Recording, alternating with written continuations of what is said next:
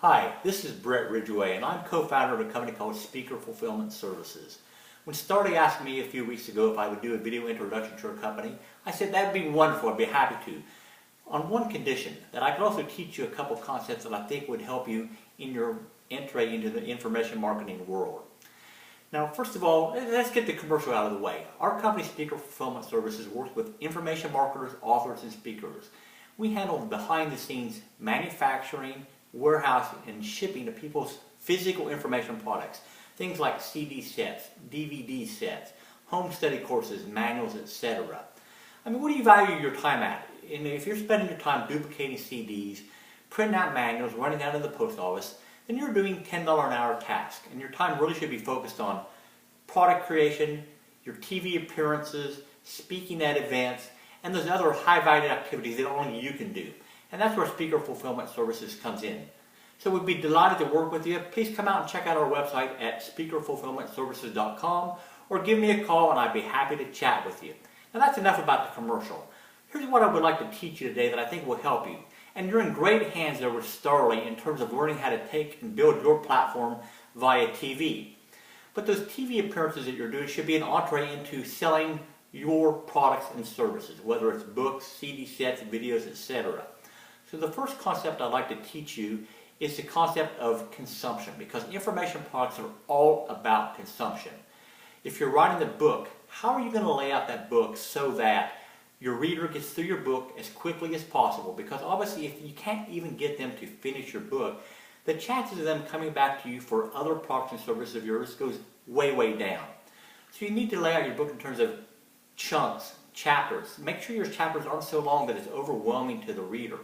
If you're doing an audio program, make sure you break it into tracks so somebody can easily come back into the program and pick it up where they left off.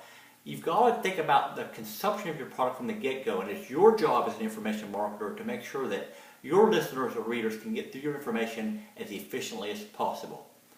The second concept that you really need to understand as an info marketer is the concept of perceived value. Because it's amazing. I mean, if somebody goes into a bookstore, what do you expect to pay for a book? $15 to $20, because that's what we've learned our whole life a book is worth. But did you know that you can take the exact same content, package it slightly differently, and charge a much higher price for it? Take that book that you have that's a 6x9 book, lay it out in 8.5 by 11 pages, put it into a 3-ring binder, and now it has a perceived value of $37, $47, maybe more depending upon your market. Add a couple of audio CDs to that printed manual, and it could be the same content just in an audio format. Now you have a product worth $97, $197 or more, again depending upon your market. Perceived value is critical to understand as an information marketer.